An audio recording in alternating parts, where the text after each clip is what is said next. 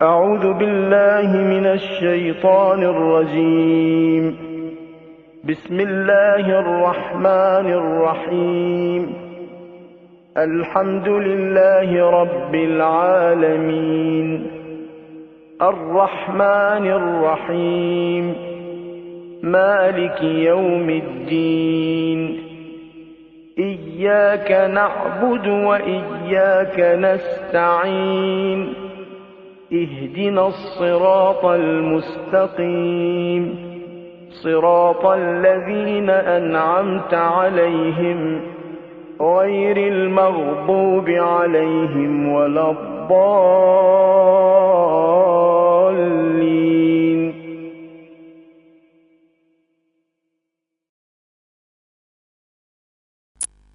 کہ مراجع کے حالات کے بارے میں ہم کچھ عمومی باتیں تو سنتے رہتے ہیں، عالم کا ثواب اتنا ہے، علم کی فضیلت اتنی ہے، اور مجتہد اس طرح سے مجتہد بنتا ہے اور علم تک پہنچتا ہے۔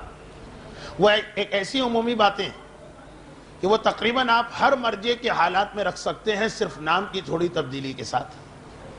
کسی بھی مرجع کے انتقال کی مجلس ہو، اس کا آدھا حصہ تو وہی کامن ہوگا کہ جہل کی یہ مذمت اسلام میں آئی ہے، علم کی یہ فضیلت آئی ہے، ہمارے علماء کے یہ علمی کارنامے، اور اس طرح سے مرجع فتویٰ دیتا ہے اور مرجع کا یہ مقام۔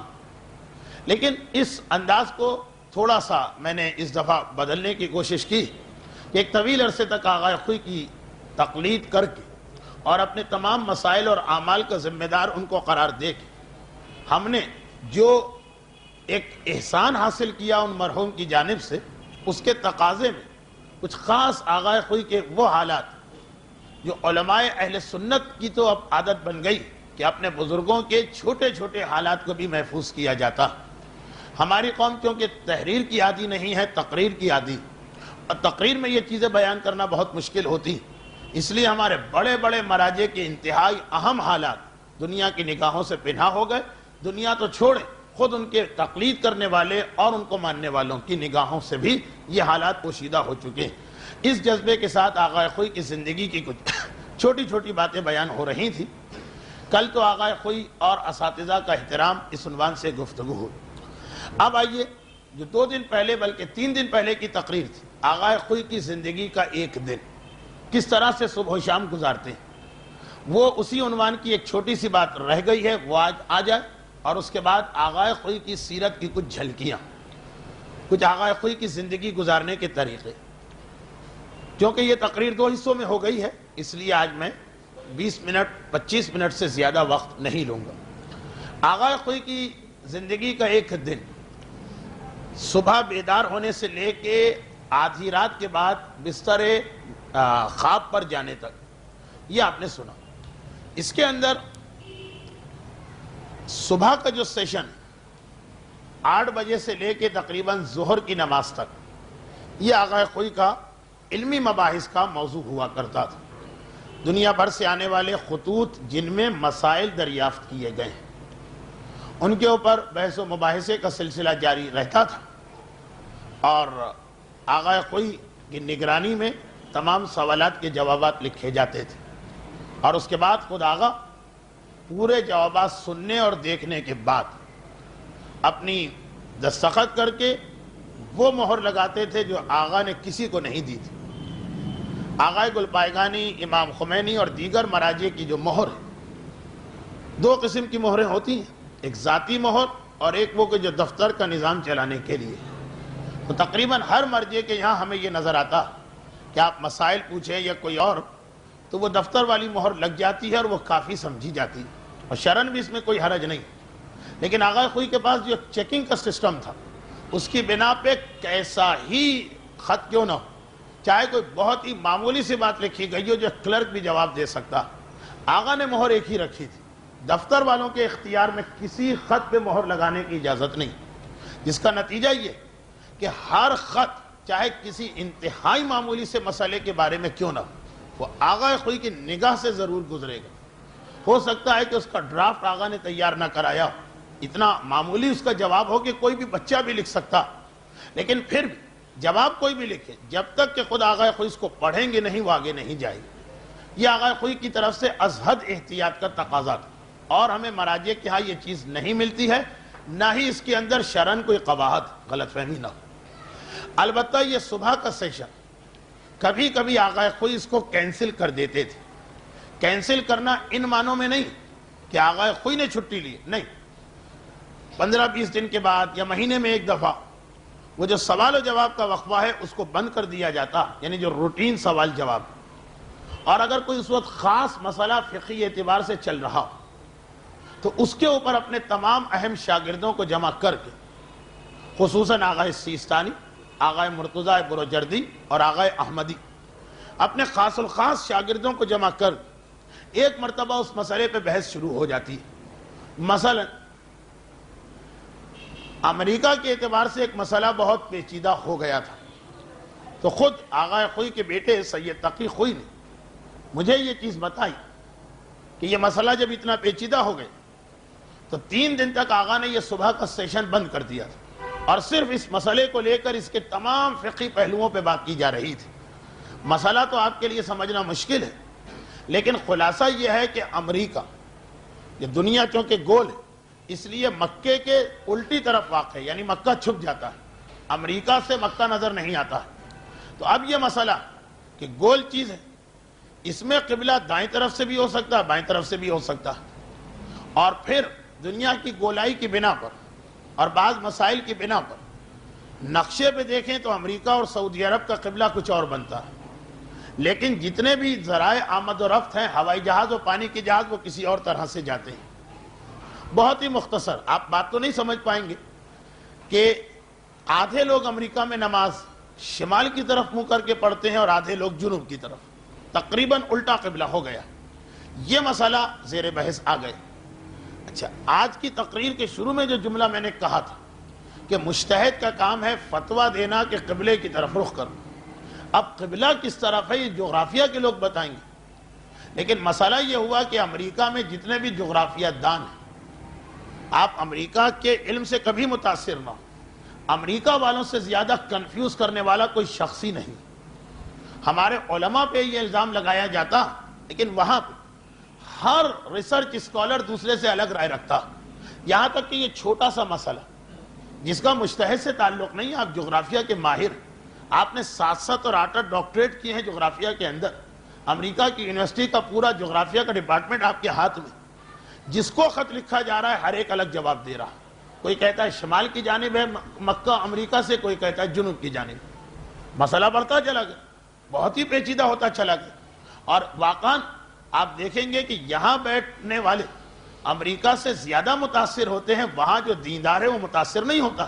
حقیقت معلوم ہو جاتی ہے کہ صرف یہ کہنے کی اور پروپیگنڈے کی باتیں، ورنہ کسی چیز سے ان کے پاس کوئی جواب نہیں، اور اکثر کے جوابات تو وہی ٹیڑھے میڑھے آئے کہ یہ دونوں طرف سے قبلہ ہو سکتا ہے، چاہے آپ مغرب سے جائیں، چاہے مشرق سے جائیں، چاہے شمال سے جائیں، چاہے جنوب سے جائیں، مسجد کس رخ پہ بنائی جائے، ٹوائلٹ کو کس رخ سے ہٹایا جائے، وہ کوئی جواب دینے کو تیار نہیں۔ اور کون؟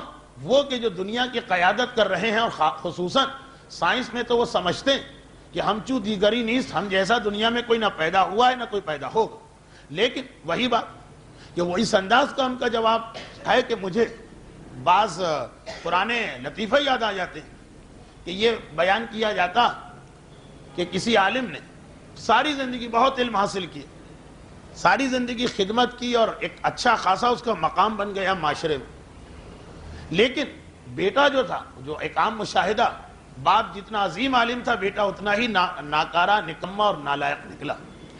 عجب، ہماری شیعت میں تو الحمدللہ یہ سسٹم ہے ہی نہیں کہ باپ کے بعد اس کی گدی بیٹے کو ملے، ہمارے یہاں اجتہاد و تقلید ہے، گدی نشینی کا تصور ہی نہیں۔ وہ بعض دوسری جگہوں پر ہے کہ باپ کے بعد وہ پوسٹ بیٹے ہی کو ملے گی، چاہے لائق ہو چاہے نالائق ہو۔ تو یہ کہا جاتا ہے کہ باپ بڑا پریشان ہوا کہ میرے بعد یہ سب کچھ بیٹے کو سنبھالنا، اور اگر بیٹے نے لوگوں کو مطمئن نہ کیا تو رخ کہیں اور ہو جائے گا۔ اب کیا ایسا طریقہ اختیار کیا جائے؟ علم کوئی ٹکیا یا گولی میں نہیں آتا کہ آخری زندگی میں گھول کے اس کو پلا دیا جائے، یا اس کے حلق میں کہا جائے رکھو اور ایک گھونٹ پانی پیو اور تم عالم بن جاؤ۔ ساری زندگی اس نے نالائقی اور آوارگی میں گزاری، لیکن اب یہ عہدہ مل رہا ہے، یہ پوسٹ مل رہا ہے، یہ باپ کی جگہ بیٹھنا۔ تو باپ نے ایک طریقہ بتا دیا کہ بیٹا یہ مسئلہ ہے بڑا مشکل، لیکن اگر تم چاہو کہ عزت بچا کے گاڑی کو چلاؤ تو بس ایک جملہ یاد رکھو کہ جتنے بھی مسائل دین اور احکام شریعت ہیں سب میں اختلاف تو ہے. جب بھی کوئی مسئلہ پوچھنے آئے کبھی فتویٰ نہیں دینا. جو چیز بھی پوچھے کہہ دینا کہ اس میں اختلاف، کچھ علماء حلال کہتے ہیں، کچھ علماء حرام کہتے ہیں. تمہارا مسئلہ حل ہو جائے گا. نہ کبھی یہ پتا چل پائے گا کہ تمہیں کچھ معلوم بھی ہے یا معلوم نہیں ہے، نہ کوئی غلطی نکال پائے گا. ہر مسئلے کے اندر کوئی بھی مسئلہ پوچھا جائے. بیٹے نے نسخہ سیکھ لی، باپ بہرحال عالم تھا اور تجربے کار تھا، بیٹے کی گاڑی چلنے لگی. اب یہ دوسری بات کہ فراڈ اور دھوکہ دینے کے لیے بھی تھوڑی عقل تو ہونا چاہیے.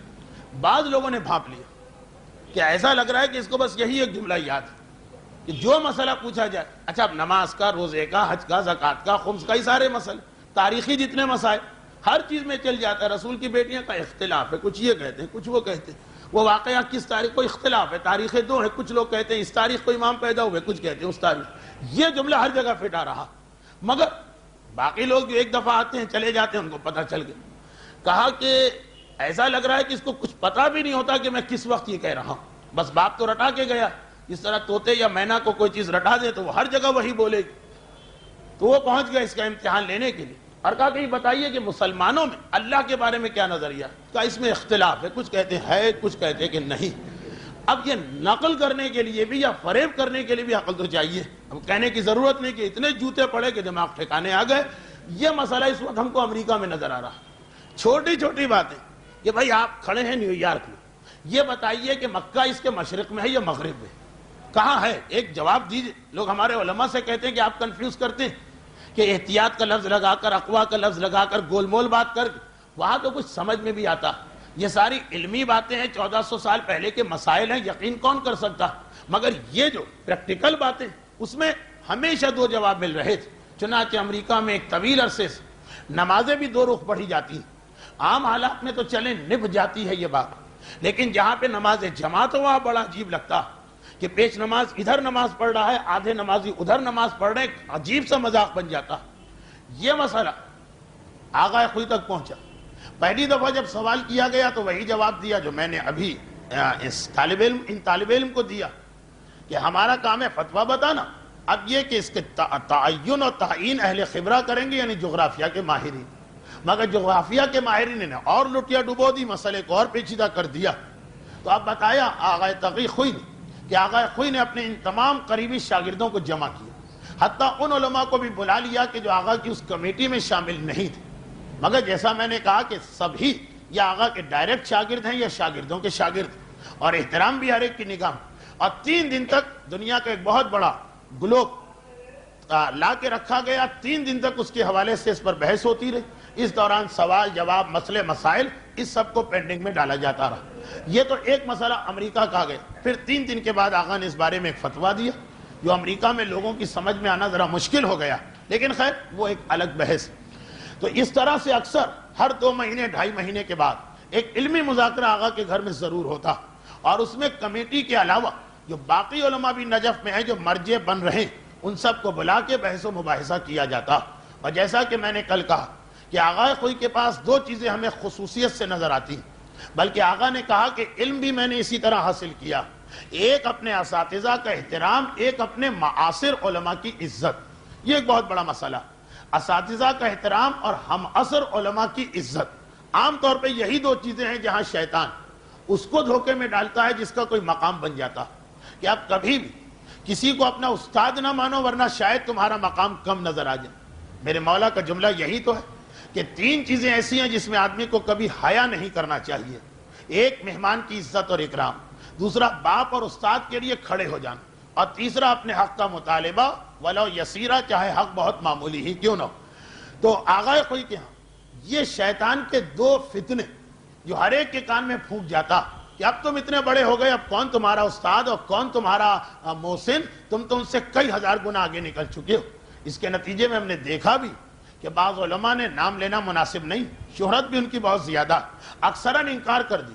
ہم نے کسی سے کچھ لیا ہی نہیں، ہم نے کسی سے کچھ پڑھا ہی نہیں، جس نے پڑھایا اس نے بہت معمولی پڑھایا، باقی تو ہم کو خداداد صلاحیت ملی تھی، گول مول الفاظ میں. مگر یہ بات اور اسی عصر کے یعنی اسی 50-60 سال کے ہمیں بعض مشہور مراجع تو نہیں، علماء کے قلم سے یہ عبارت نظر آئی.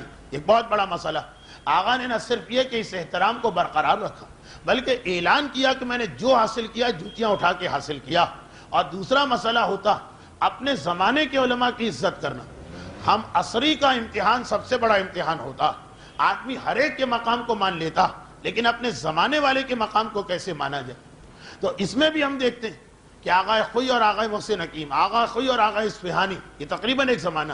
اتنا احترام کہ آغا خوئی نے فقہ پہ کوئی نئی کتاب لکھی ہی نہیں.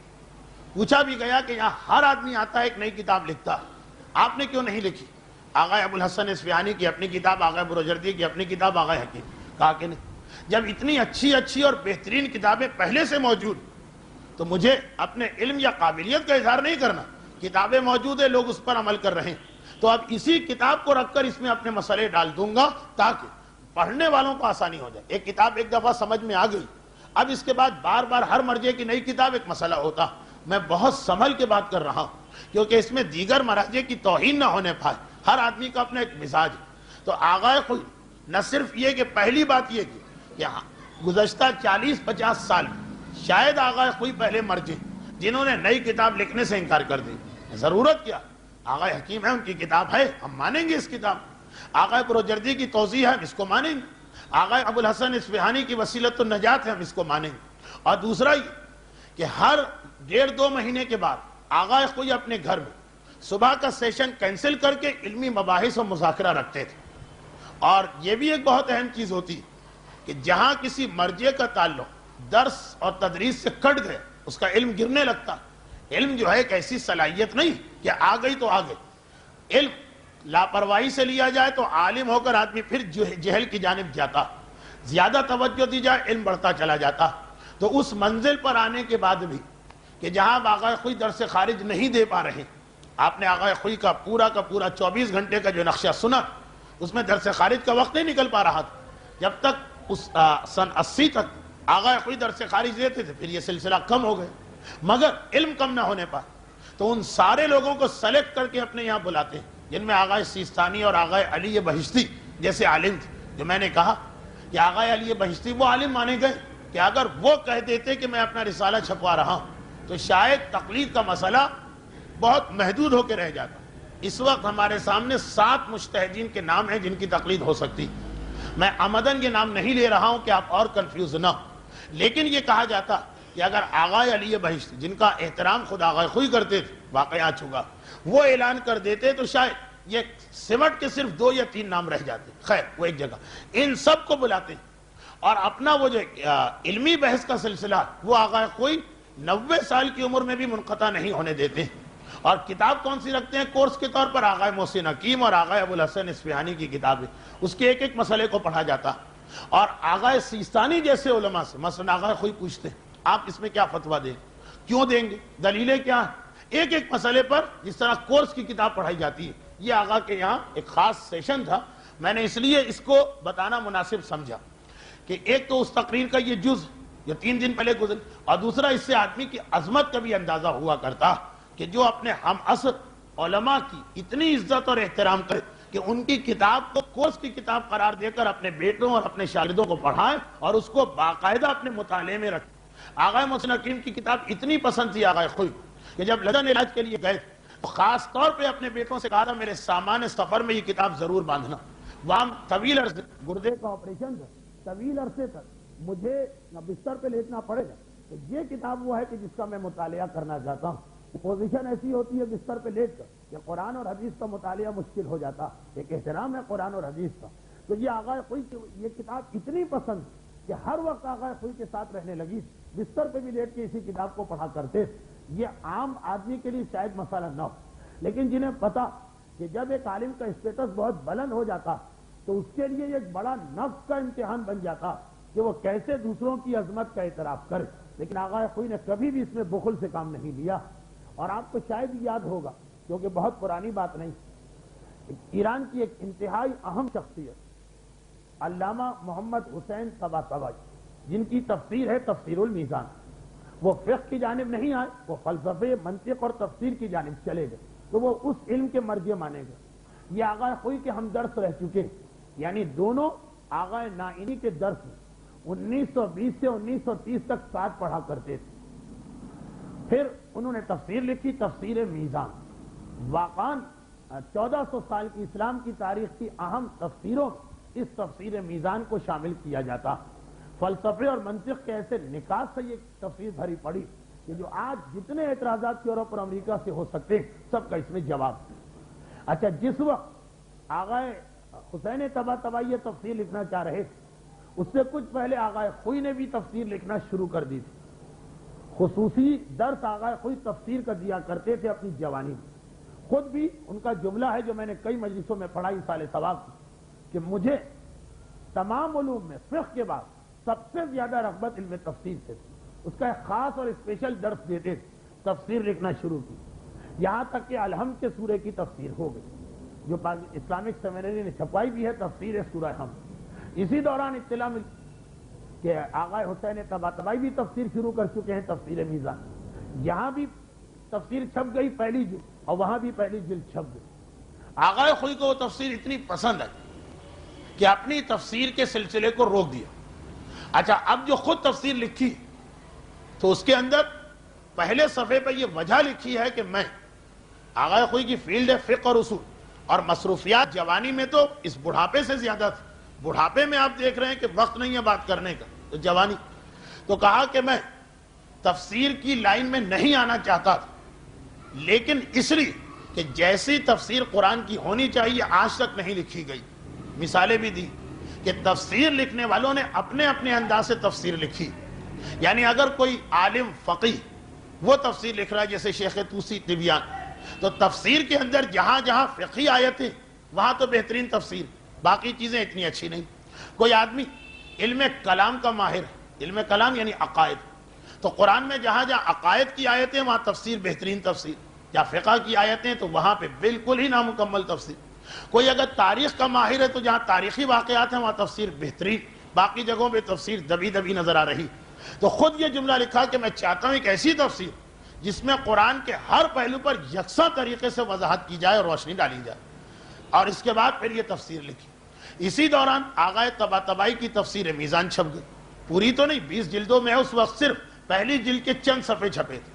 آغائے خوئی نے مطالعہ کیا کہ یہ تو وہی مشن ہے جو میں چاہ رہا تھا، اسی کے مطابق یہ تفسیر لکھی جا رہی، جو کہ آغائے حسین طباطبائی ابھی آپ نے سن. ایک طرف آغائے نائینی کے درس خارج میں بیٹھ چکے ہیں، وہ درس خارج جس نے خوئی، محسن حکیم اور شاہرودی جیسے مراجع پیدا کی، اور دوسری جانب فلسفے اور منطق کے مانو اس دور کے ارسطو اور افلاطون کہلاتے تھے. چنانچہ وہ تفسیر ویسی ہی تھی جیسی آغائے خوئی کی خواہش تھی، جیسی آغائے خوئی کی تمنا تھی. اب مسئلہ چونکہ شو کا نہیں، ریاکاری کا نہیں، پبلک کے سامنے اپنے علم کی دھاک بٹھانے کا نہیں، مسئلہ شروع ہی یہاں سے ہوا کہ ایسی تفسیر میں چاہتا تھا، کسی نے نہیں لکھی، مجبوراً میں لکھ رہا ہوں. جہاں مارکیٹ میں وہ تفسیر آ گئی، آغائے خوئی نے تو اپنی تفسیر ہی بند کر دی. عالم کے آگے یہ تفسیر لکھی ہی نہیں گئی. تفسیر میزان ہی کی تائید ہوئی، وہ 20 جلدوں میں چھپ گئی. یہاں تک آغائے خوئی کے بڑے بیٹے سید جمال خوئی جو پاکستان 1974 میں تشریف لائے تھے، ان کا یہ کہنا تھا کہ شاید 12 سورے، آغائے خوئی نے 12 سوروں کی تفسیر لکھوا دی تھی. چھپی صرف ایک تھی کہ یہ کتاب چھپ گئی. کہا باقی سوروں کی تفسیر چھاپنے کی ضرورت بھی نہیں. یہ فقہ تو نہیں کہ ایک مرجع کے اگر رسالہ عملیہ چھپ گئے، مگر ہم دیکھ رہے ہیں کہ ہمارا اجتہاد کچھ اور کہہ رہا ہے تو ہم پر واجب ہے اپنا فتویٰ ظاہر کرنا. یہ تو تفسیر سب کے لیے کامن. تو جب ایک اچھی تفسیر آ گئی، دیکھیں محنت بھی کر چکے ہیں 12 پاروں کی تفسیر، مگر سوائے علم کے باقی تفسیر چھپوانے کو بھی تیار نہیں ہوئی کہ نہیں ضرورت نہیں. یہ کمپٹیشن یا رقابت کا مسئلہ نہیں. جن کو نہیں معلوم کہ اوپر پہنچ جانے کے بعد آدمی کی حالت کیا ہو جاتی ہے ہر جگہ، چاہے وہ اسٹیج اور فلم کی بات ہو، چاہے وہ کھیل کی بات ہو، چاہے وہ سائنس کی بات ہو، چاہے مذہب کی بات ہو، یہ رقابت کا جذبہ اپنے ہم عصر کے فضل کا اعتراف کرنا یہ بہت بڑا نفس کا امتحان. ہمیں آغائے خوئی کے یہاں کل کا موضوع تھا اساتذہ کا احترام، آج کا موضوع ہے اپنے ہم عصر علماء کا احترام، برابر سے نظر آ رہا اور خصوصیت کے ساتھ. پھر میں نے امام خمینی کا تذکرہ نہیں کیا، اس لیے کہ جس وقت آغائے خوئی کا انتقال ہوا، رہبر انقلاب آغائے خامنائی نے جو تعزیت نامہ بھیجا آغائے خوئی کے لیے بھی اور زمانے کے امام کے لیے، اس میں خصوصیت کے ساتھ یہ پہلو کور ہو چکا کہ جس وقت نجف کے اندر آغائے خمینی پہنچے اور انقلاب کی بات آئی، چاہے کوئی اس کو مانے یا نہ مانے، یہ حقائق، سب سے پہلے تائید کرنے والے اور سب سے پہلے ان کی عملی مدد کرنے والے، ایک تو زبانی تائید، ایک عملی تائید، وہ آغا خوئی تھے. لیکن بات وہی کہ پروپیگنڈا نہیں کہ فوری طور پر کہیں کہ میں نے یہ کام کیا ہے اس انقلاب کے لیے. لیکن سید علی خامنہ ای وہ تو جانتے ہیں اندر کی باتوں کو کہ سب سے زیادہ سپورٹ آغا خمینی کو آغا خوئی کی جانب سے ملا، جو آغا خوئی کے انتقال کے بعد امام خمینی کا شاگرد اور امام خمینی کا نائب سید علی خامنہ ای اپنے تعزیت نامے میں بیان کر رہا. ایک واقعہ میں نے چونکہ 4 سال پہلے بڑے امام باڑے کے ممبر پہ پڑھا تھا کہ جس وقت آغا خمینی کے بڑے بیٹے مصطفیٰ خمینی کا انتقال ہوا، اس وقت بھی کسی کی ہمت نہیں تھی کہ امام خمینی کے بڑے بیٹے مصطفیٰ خمینی کا انتقال ہوا، کسی کی ہمت نہیں تھی کہ جا کے امام خمینی کو یہ بتاتا. وہ آغا خوئی مرجع عام طور پہ ایک دوسرے کے گھر نہیں آتے جاتے، اس کی اپنی کچھ شرعی مصلحتیں. غالباً امام خمینی نے چہل حدیث میں اس کا تذکرہ بھی کیا کہ کیا وجہ، لیکن خاص اس خدمت کے لیے گئے کہ یہ پیغام میرے علاوہ اور کوئی نہیں پہنچا سکتا. تو امام خمینی اور آغا خوئی کے تعلقات تو ایسے تھے کہ اگر تقریر ادھر چلی گئی تو 1 گھنٹہ بھی ناکافی ہوگا. میں تو صرف یہ بتا رہا ہوں، یہ ہیں عظیم شخصیتیں کہ ایک طرف اساتذہ کا اعتراف جو عالم نہیں کرتا، دوسری جانب اپنے ہم اثر. اور وہ دور آ گئے کہ ہم اثر بھی وہ تھے کہ جو بظاہر سب نیچے نظر آ رہے تھے، مگر برابر سے ہر ایک کو عزت اور احترام دیا جا رہا. یہ آغا خوئی کی زندگی کا ایک نمایاں پہلو ہے جس کی وجہ سے وہ اپنے گھر کی سیٹنگ میں اپنی کوئی کتاب نہیں رکھتے ہیں زیر بحث، یا آغا حکیم کا رسالہ یا آغا ابو الحسن اصفہانی کا، کیونکہ عربی میں یہی 2 رسالے مشہور ہو گئے تھے. فارسی میں توضیح المسائل آغا بروجردی کی تھی، وہ آپ کو پتا ہے کہ آغا خوئی نے اسی کو ایز اٹ از رکھا. آغا خوئی کی زندگی کا یہ حصہ جو ابھی میں نے بتایا، یہ یا تو 3 دن پہلے کی تقریر کا حصہ ہے یا جو کل کی تقریر تھی. اب آج کے سلسلے میں کچھ مزید ہم گفتگو کو آگے بڑھاتے ہیں. آغا خوئی کی ہمیں ایک اور بہت ہی نمایاں بات کی نظر آتی ہے، علم سے محبت. دیکھیں اساتذہ کی بات ہو گئی، ہم عصر کی بات ہو گئی. ایک تو ہوتا ہے ڈیوٹی سمجھ کے علم حاصل کرنا. ہمارے کتنے ہی نوجوان جو توضیح المسائل کو 10 دفعہ پڑھ چکے ہیں، لیکن پڑھنا اور وہ صرف اس لیے پڑھ رہے ہیں کہ ان کو پتا ہے کہ یہ واجب ہے یا وہ مستحب. لیکن ایک واجب اور مستحب سمجھ کے کام کو انجام دینا اپنی جگہ، دل نہیں چاہ رہا، توجہ نہیں ہو رہی، مسئلہ سمجھ میں نہیں آ رہا، مگر پڑھنا. آغا خوئی کی علم سے محبت. ہمیں اپنی تاریخ کے پرانے علماء یاد آ گئے. شغف علمی، آغا خوئی کو علم سے جو محبت. چھوٹا سا ایک جملہ تو ابھی آپ نے سن لی کہ جب آپریشن کے لیے جا رہے تھے تب بھی کہا کہ وہاں پر بھی مطالعے کے لیے معاذ اللہ جملہ تو بہت ہی قبیح. یہ نہیں کہا کہ اخبار، ڈائجسٹ، رسالے، میگزین ڈال لو سامان، نہیں. وہ منہاج الصالحین جو آغا محسن حکیم کی مشہور و معروف کتاب، اس بیماری کے عالم میں یہ کتاب ہم کو پڑھنا. چنانچہ آغا خوئی کا ایک بہت ہی مشہور واقعہ کہ جب وہ بیماری اس منزل تک پہنچ گئی تھی کہ لندن جانا ضروری ہو گیا تھا، تو اس سے کچھ پہلے اذیت و تکلیف بڑھتی جا رہی تھی. تو طبیب نے، جو ڈاکٹر تھے، اور بہرحال وہ جو ڈاکٹر تھے وہ فیس والے نہیں تھے، وہ خلوص والے تھے کہ ہمارا مرجع ہے نائب امام، پورا بورڈ تھا. انہوں نے آغا خوئی کی حالت کو دیکھا اور یہ تجویز کیا کہ کچھ ہم اور ٹیسٹ وغیرہ لیتے ہیں آپ کے، اور اس کے بعد پھر یہ فیصلہ کریں گے کہ کیا لندن جانا ضروری. آغا خوئی نجاست طہارت کے مسئلے کی بنیاد پہ گریز کر رہے تھے. لیکن اس دوران آپ جتنا زیادہ آرام کر سکتے ہیں اتنا زیادہ آرام کیجیے. ساری مصروفیات اپنی ختم کر دی، جتنا زیادہ آرام کر سکتے ہو. زندگی آغا خوئی نے خدمت دین انجام دی. حق رکھتے ہیں چند دنوں کا آرام اگر ہو، وہ آرام بھی ایسا کہ جس کا فائدہ پھر دین کو پہنچنے والا. کیونکہ آغا خوئی جیسا درس دینے والا کوئی نہیں تھا. درس کا مقصد بہترین درس کی بات نہیں کر رہا ہوں، مقدار کے اعتبار سے. اب پھر وہی بات کہ عام لوگ نہیں سمجھیں، لیکن ایک دن میں 4 مرتبہ درس سے خارج دینا، اور ایک لیول کا دینی طالب علموں کو پتا ہے کہ یہ کتنا بڑا ایک معجزہ. یعنی جب تک کہ اللہ کی تائید نہ، ایک مرضی ایک دن میں ایک درس سے خارج دیتا ہے بس، اس کے بعد نہ ہمت ہوتی ہے نہ وقت ہوتا ہے. اسی لیے آغا کا لقب زعیم پڑا. 4 مرتبہ جوانی کے زمانے میں ممبر پہ جاتے، عام تقریر نہیں، درس خارج، جس میں ایک درس کی تیاری کے لیے 18 گھنٹے چاہیے، اور 4 درس روزانہ دے رہے ہیں. وہ کہاں سے 24 گھنٹوں میں 100 گھنٹے نکال لیتے تھے؟ یہ برکتیں ہیں جو اللہ ایسے علماء کو اور ایسی شخصیتوں کو دیتا. تو استاد کے اعتبار سے ہر علم میں آغا خوئی حرف آخر بن رہے تھے. ڈاکٹر نے کہا کہ چند دن تو آرام کر لیجیے، یہ ہم ٹیسٹ لے رہے ہیں، رپورٹ آ جائے، اگر ممکن ہوا تو ہم یہیں پہ علاج کریں گے ورنہ باہر بھیجیں. خیر ٹھیک، ڈاکٹر کا مشورہ ہے، طبیب کا مشورہ. شرن اس کو ماننا بعض اوقات تو واجب ہو جاتا، مثلا بیماری رمضان کا مہینہ آ گئے، طبیب نے کہا کہ روزہ نہیں رکھیں آپ کو نقصان پہنچے، لاپرواہ طبیب نہیں، دیانتدار طبیب، ماننا واجب، نہیں مانا اور روزہ رکھ لیا تو حرام ہو گیا۔ طبیب کا مشورہ کہ اب فلاں عورت کے یہاں اولاد نہیں ہونا چاہیے، جان کو خطرہ، تو اب چاہے وہ کتنا ہی تقدس کا ماحول ہو، واجب ہے آپریشن کرا لینا، کیونکہ طبیب کا مشورہ، جب جان کی بات کہہ دے طبیب اور دیانتدار طبیب ہو تو واجب، اور اگر جان کی بات نہ کہے تب بھی طبیب کا مشورہ، چونکہ احتیاط کے قریب ہوتا ہے اس لیے مستحب۔ آغا خوئی تو ساری زندگی میں ان باریکیوں کا خیال کرنے والا، طبیب کہہ کے چلا گیا، اور پھر چند دنوں کے بعد آیا، وہ پورا ایک میڈیکل بورڈ تھا آغا خوئی کے لیے، گھر والوں سے بھی پوچھا، یعنی جو ان کے بیٹے ہیں داماد ہیں ویسے بھی معلوم ہو گیا، آئے آغا خوئی سے شکوہ کیا، اب شخصیت ایسی ہے کہ ڈاکٹر کیا بولے، شکوہ کیا کہ طب کے اور صحت کے مسائل ہم جانتے ہیں، اور ہم آپ سے گزارش کر کے گئے تھے کہ آپ جتنا ہو سکے آپ آرام کیجئے، زیادہ سے زیادہ ساری مصروفیات بند کر دی، اور آپ نے ہمارا مشورہ نہیں مانا۔ آغا خوئی نے مسکرا کے کہا کون سی میں نے مخالفت کی، کہا کہ ہمیں اطلاع ملی کہ جو درس آپ دیتے تھے وہ آپ دیتے رہے، جو مطالعہ آپ کرتے تھے ریڈنگ اس میں اور اضافہ کر دی، تو ہم نے تو آپ سے گزارش کی تھی کہ آپ کو چند دن تو آرام کرنا، بستر پہ لیٹتے ساری دنیا کی ساری سرگرمیاں چھوڑ دیتے۔ آغا خوئی مسکرا کے کہتے ہیں کہ نہیں، آپ نے یہ نہیں کہا تھا، جو آغا خوئی کی بات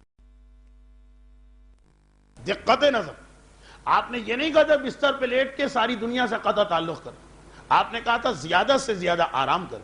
ڈاکٹر نے کہا بھئی آرام کا یہی مقصد تو ہوتا کہ ساری دنیا سے قطع تعلق کیا جائے اور انسان زیادہ سے زیادہ بیڈ ریسٹ لے، نہیں، آپ کا مسئلہ تھا آرام کا، اور آرام مجھے آتا ہے اس وقت جب میں یہ درس دیتا ہوں یا حدیث کی کوئی کتاب پڑھ رہا ہوتا ہوں، آرام تو اسی سے ملتا، وہ پورا ذہنی سکون، پوری روحانی کیفیت۔ ہاں اگر آپ کہہ دیتے کہ نہیں اس والا آرام نہیں بلکہ بالکل بستر والا، شاید مانتا شاید نہ مانتا، وہ بعد میں مسئلہ پوچھتا، الگ بات، صرف آرام کی بات کی۔ اور یہ یاد رکھیں، یہ ہمارے علماء اور مراجع کا طریقہ رہا کہ بعض اوقات کھانا بھی کھاتے ہیں تو ان کے ہاتھ میں کتاب ہوتی، عام آدمی کے لیے مکروہ ہے، لیکن اگر کتاب واجبات والی ہو تو شاید مستحب۔ ہمارے مراجع، ہمارے علماء، میں یہ نہیں کہنا چاہتا کہ تاریخ تشیع میں سوائے خوئی کے اور ایسا کوئی گزرا ہی نہیں، اسی لیے جہاں کوئی آغا خوئی کا واقعہ آیا میں نے پرانی تاریخ سے کسی اور عالم کا واقعہ ضرور پیش کیا، کہ یہ تصور نہیں کہ بس ایک ہی مرجع شروع سے آج تک اور آج سے قیامت تک آغا خوئی، نہ آغا خوئی اس تعریف پہ راضی ہوں گے، نہ یہ شیعت کے ساتھ انصاف ہوگا۔ ہمیں یاد آ گیا ملا محمد صالح مازندرانی کا واقعہ، یہ آغا خوئی کا واقعہ ہم نے پڑھا، ہمیں ملا محمد صالح مازندرانی یاد آ گئے۔ معالم الدین کے اوپر ان کا حاشیہ بہترین حاشیہ مانا گیا۔ ملا محمد صالح مازندران کے رہنے والے تھے، لیکن انتہائی غریب خاندان سے ان کا تعلق تھا، انتہائی غریب خاندان سے۔ علامہ مجلسی کے ایک شاگرد گزرے ہیں بہت ہی مشہور، سید نعمت اللہ جزائری، وہ بھی انتہائی غریب، خود کہتے تھے کہ جب تک علامہ مجلسی کے پاس میں نہیں گئے، جو لوگ کھانا کھا کے بچا ہوا کھانا ڈسٹ بن میں پھینکتے ہیں اور پھل کھا کر اس کے چھلکے پھینکتے ہیں، وہ رات کے اندھیرے میں، دن کی روشنی میں توہین عالم، رات کے اندھیرے میں اٹھا کے لاتا تھا اور اسی کو کھاتا تھا، جس کا اکثر حصہ تو کتے اور بلی استعمال کر چکے ہوتے، مگر کیا کیا جائے، جان بچانے کے لیے واجب ہو رہا۔ لیکن پھر جب علامہ مجلسی کے درس میں گئے اور علامہ نے ان کے فضل اور صلاحیت کو دیکھا تو خاص شاگرد بنا لیا اور بعد میں مسئلے حل ہو گئے۔ یہی ملا محمد صالح کا مسئلہ، لیکن اسی فرق کے ساتھ کہ نعمت اللہ جزائری اس علامہ مجلسی کے شاگرد بنے جو بیٹے، اور ملا صالح ان علامہ مجلسی کے شاگرد بنے جو باپ۔ کئی دفعہ اس سال اس رمضان میں بات آ گئی کہ دو مجلسی، اس وقت میں واقعہ بتا رہا ہوں بڑے مجلسی کا، مجلسی اول کا، جو والد ہیں ان مشہور علامہ مجلسی، ملا محمد تقی مجلسی۔ ملا محمد صالح وہی چھلکے کھانے والے، اس لیے کہ اور کوئی حیثیت نہیں، اور بچا ہوا جو گوشت ہڈیوں پہ لگا رہ جاتا، اور وہ جو ٹوٹی ہوئی روٹیاں پھینک دی جاتی ہیں کوڑے کے ڈھیر، اس سے زندگی گزارنے والے۔ اور ملا محمد تقی مجلسی خاندان ویسے انتہائی شریف اور انتہائی پیسے والا، اور پھر چونکہ تقریباً مرجعیت تھی ان کے پاس، اس لیے اور زیادہ خوشحالی۔ ان کی بیٹی آمنہ بیگم، یہ علامہ مجلسی کی سگی بہن کا نام، اور ان دونوں کے والد وہی ملا تقی مجلسی آمنہ بیگم، اسی نام سے یہ واقعہ تاریخوں میں مشہور ہے۔ جب وہ شادی کے قابل ہو تو یہ دو باتیں لکھی ہیں ان کے بارے میں، ایک یہ کہ انتہائی حسین و جمیل خاتون تھی اپنے دور کی، اور دوسرا یہ کہ باپ نے اپنے بیٹے کے ساتھ اپنی بیٹی کو بھی برابر سے صاحب فضل بنایا تھا۔ چنانچہ آمنہ بیگم اگر یہ کہا جائے کہ اس دور کی مجتہدہ خواتین میں تھی تو غلط نہیں ہوگا، لیکن زیادہ دلچسپی ان کی اصول فقہ سے تھی، جو خاصا دقیق سبق مانا جاتا ہے، منطق اور فلسفہ، خیر، اور حسین و جمیل بھی انتہا سے زیادہ۔ اور تیسری چیز تو انڈرسٹوڈ کہ خاندانی اعتبار سے انتہائی راحت، عیش اور آرام کی زندگی گزارنے والی۔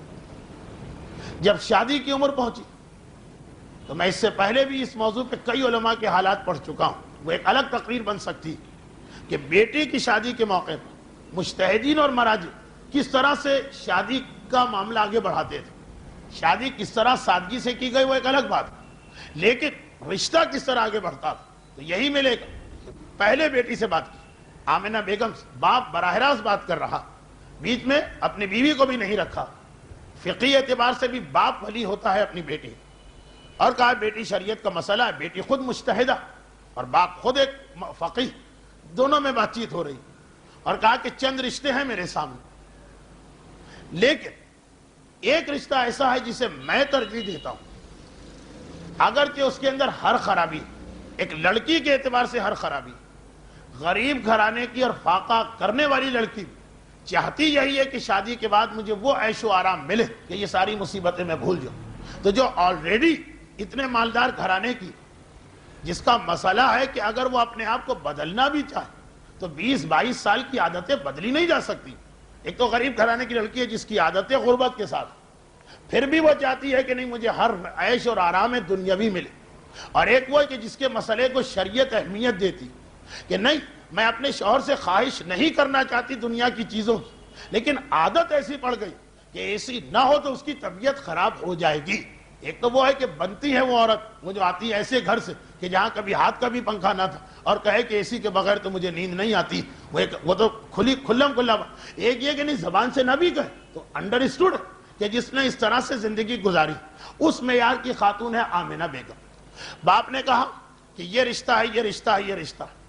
ایران میں آج تک، لیکن آج پھر بھی کچھ کم ہو گیا، آج سے پہلے اس خاندان کے لیے فخر کی بات ہوتی تھی جو کسی عالم کے گھر سے لڑکی لے کے آ جائے۔ جو جتنے مالدار اور پیسے والے تھے وہ ٹوٹے پڑتے تھے ایسے رشتے پر کہ کسی عالم کے گھر سے ہم کو بیٹی مل جائے، فقط اس لیے کہ جو پیسے والے، پیسے کے ساتھ دنیا میں یقیناً غلطیاں ہوتی، قیامت کے دن جب ہم اس عالم کے داماد بن کے اٹھائے جائیں گے تو ہماری بہت سی ایسی غلطیاں جو غیر ارادی ہو گئیں، وہ فراڈ اور دھوکے والی نہیں، وہ معاف ہو جائیں گے۔ اور تو اور ہم نے ہندوستان میں بھی تقسیم سے پہلے دیکھا تھا کہ انتہا سے زیادہ مالدار اور پیسے والے وہ ہمیشہ تمنا کرتے تھے کسی عالم بعمل کی بیٹی ہم کو ملے۔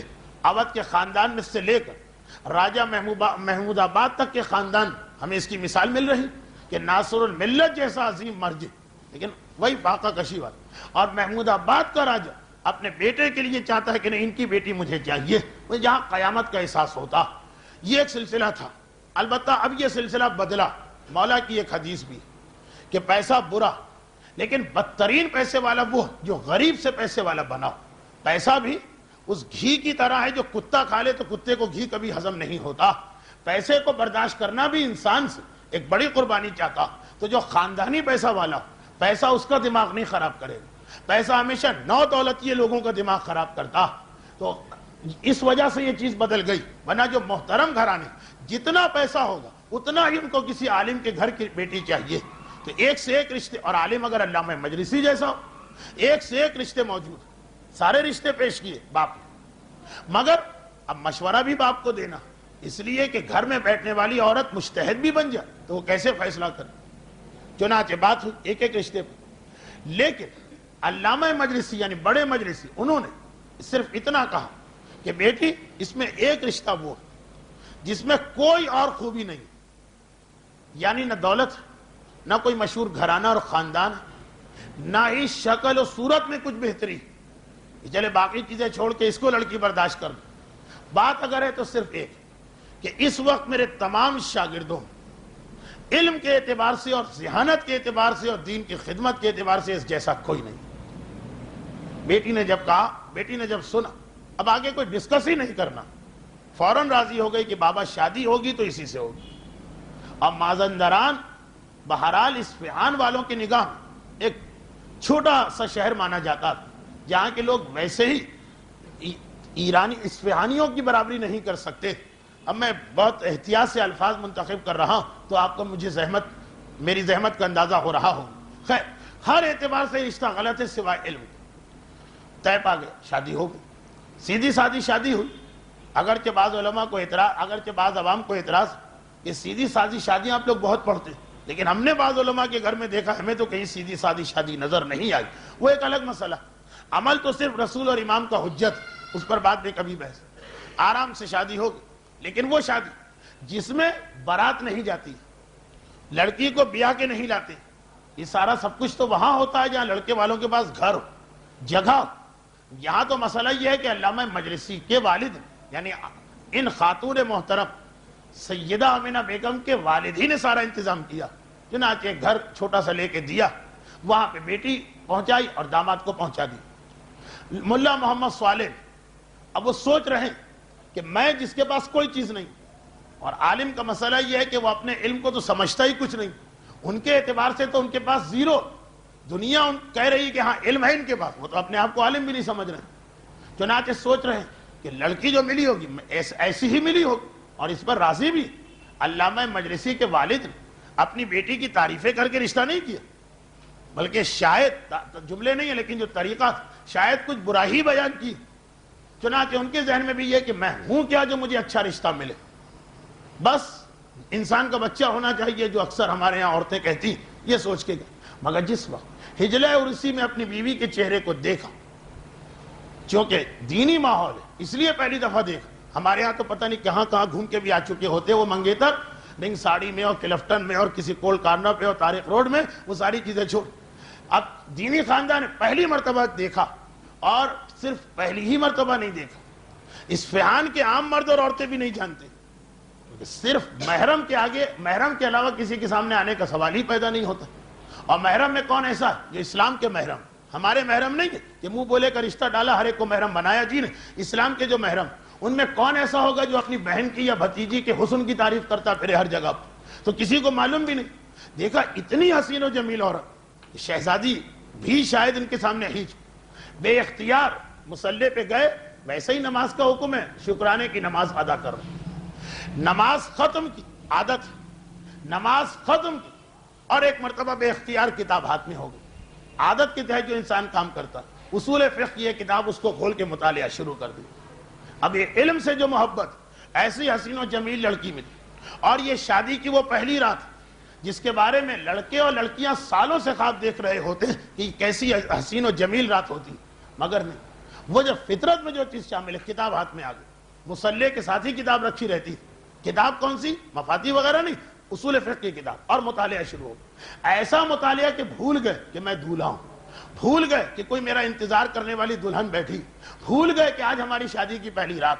کتاب میں کھوئے تو کھوتے چلے گئے, اس لیے کہ وہی آغا خوئی کا جملہ صرف آغا کا نہیں, ہمارے ہر مرجے کا, کہ جو راحت و آرام شادی سے بھی نہیں ملتا ہے جو کتاب کے مطالعے میں ملتا. لگے ہوئے کتاب, بالکل غافل بیٹھے ہوئے, اور پھر 3 گھنٹے 4 گھنٹے 5 گھنٹے مطالعہ کیا ہوگا. میں نے آغا خوئی کا واقعہ 72 گھنٹے والا تو پڑھا. اب مطالعہ کرتے کرتے کوئی حاجت پیش آئی, پیاس لگی ہوگی یا کوئی اور حاجت ضرور, 5 منٹ کے لیے اٹھ کے گئے.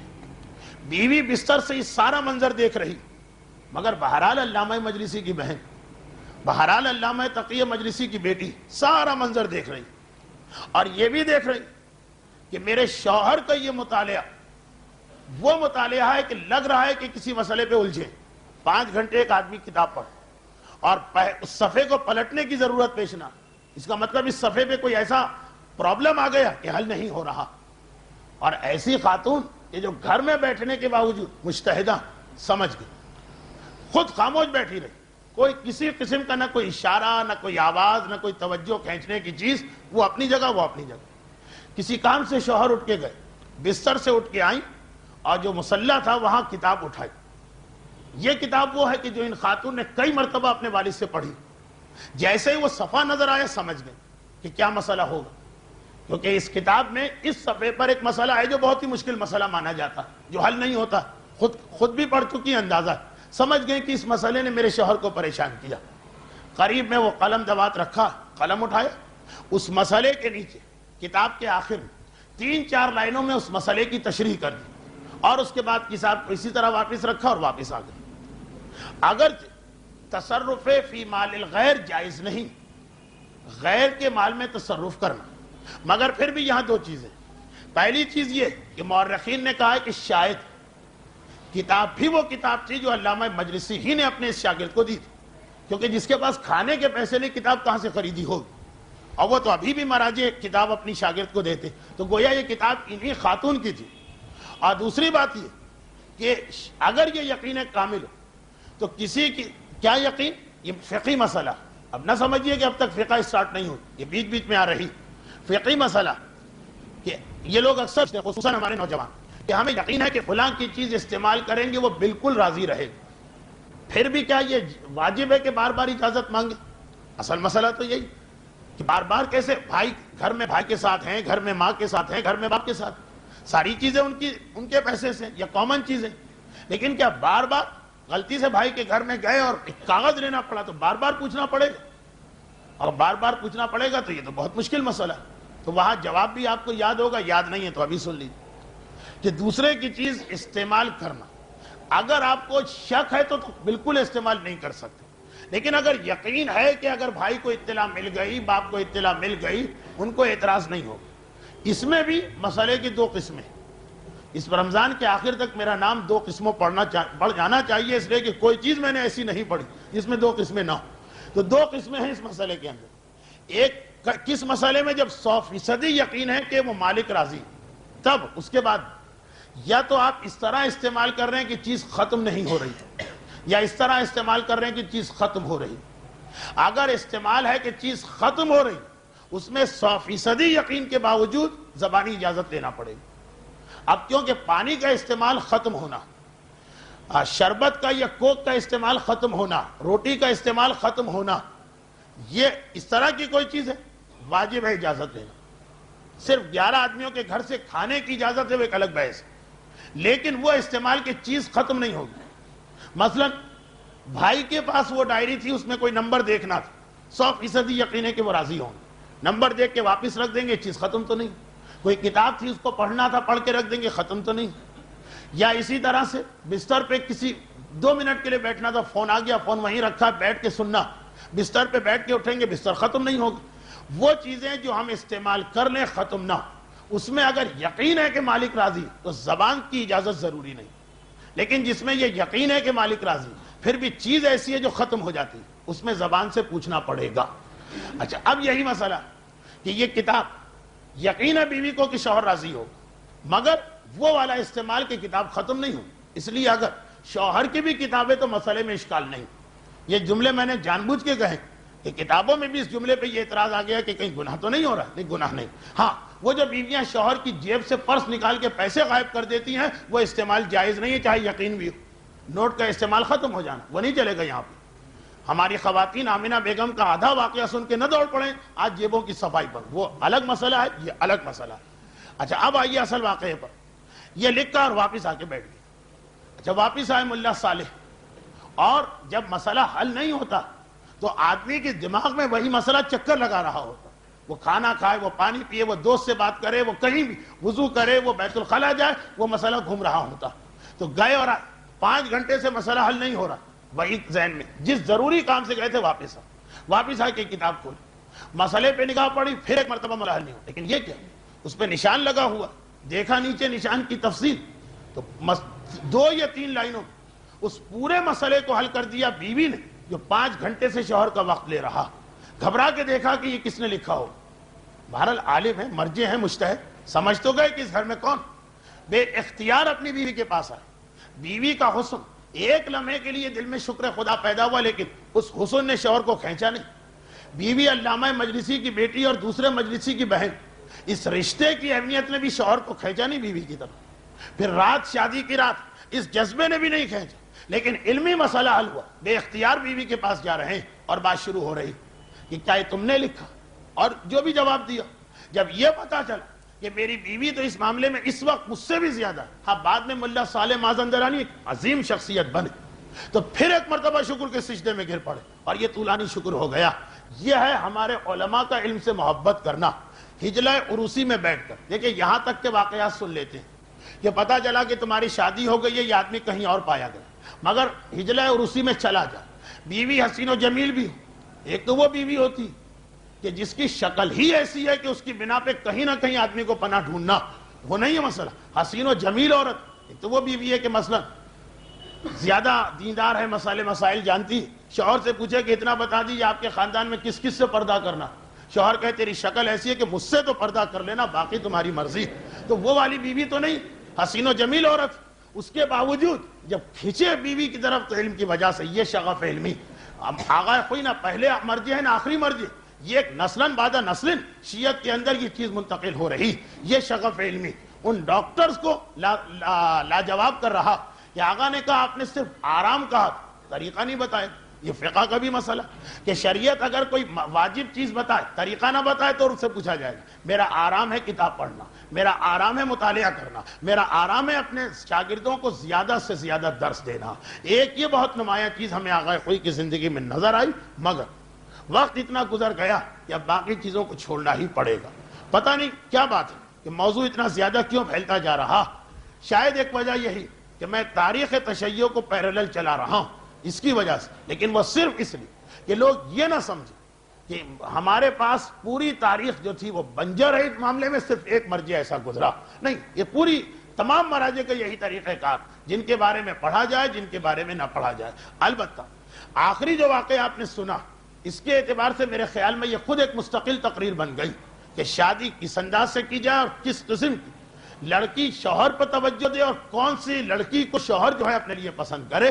اب اس سے کئی مسائل نکل سکتے ہیں، مگر یہ بات انشاءاللہ آئندہ تقاریر کے لیے، کیونکہ جو میرا اصلی موضوع اس کے اندر یہ بات آئے گی کہ ہماری ایک ذمہ داری کہ اولاد وہ بنائیں کہ جو امام کی سپاہی بنے، اور اس کے لیے یہ واقعہ دوبارہ بیان تو نہیں ہوگا لیکن اس کا اشارہ ضرور آئے گا۔ آئیے کبھی یہ وقت کو دیکھتے ہوئے جلدی سے میں چند مسائل پر آ جاؤں، انتہائی معذرت ان لوگوں کے لیے جن کے سوالات میرے پاس دھڑا دھڑ پہنچ رہے ہیں۔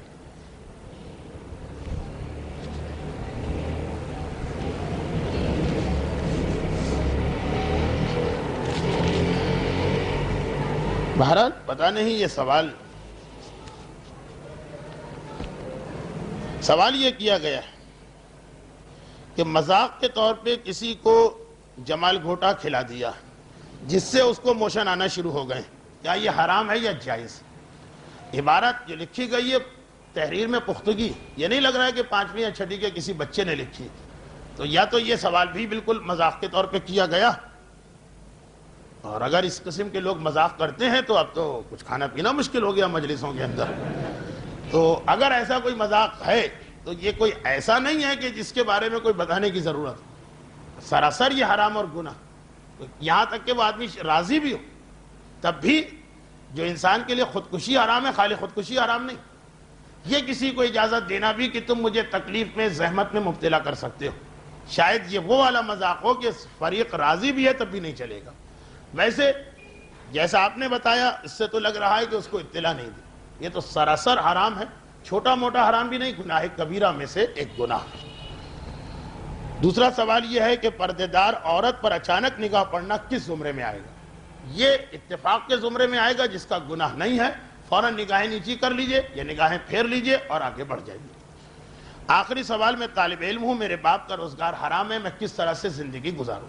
حرام کی 2 قسمیں ہوتی ہیں، ایک یہ ہے کہ جو روزگار ہے وہ چیز ہی حرام ہے، یعنی گھر میں لاتے ہیں حرام مچھلی، گھر میں لاتے ہیں نجس گوشت، یہ والا حرام الگ، اور ایک یہ کہ کام حرام ہے لیکن گھر میں کرنسی نوٹ آتے ہیں، کرنسی نوٹ والا حرام، وہ والا حرام نہیں ہے کہ جو ہر ایک کے لیے گناہ بنے۔ دیکھیے اگر باپ فرض کیجئے کہ نجس گوشت گھر میں لا رہا ہے، یا نجس نہیں، یہ مثال یہاں نہیں چلے گی، باپ حرام روزگار کا مطلب یہ کہ کسی کو دھوکہ دے کر اس سے آٹا لے کر آ گیا، فراڈ کر کے چاول اٹھا لی، دھوکہ دے کر نگاہ بچی قصائی کی اور اس نے گوشت کی بوٹیاں اپنی جیب میں رکھی اور آ گئے. یہ چیز جو لے کے آیا ہے یہی حرام ہے اور یہی لا کے آپ کو گھر میں کھلا رہا. یہ تو اس میں تو آپ کے لیے کسی طرح جائز نہیں ہے اس چیز کو استعمال کرنا. البتہ اگر کوئی کہے کہ ایسا ہے ہی باپ میرا تو کیا کروں, تو تفصیل میں اس لیے نہیں بتا رہا ہوں کہ آج کل کے ماحول میں لوگ اس قسم کے حرام پہ بہت کم ہاتھ ڈالتے ہیں. زیادہ تر حرام یہ ہوتا ہے کہ جس میں کام حرام کا کیا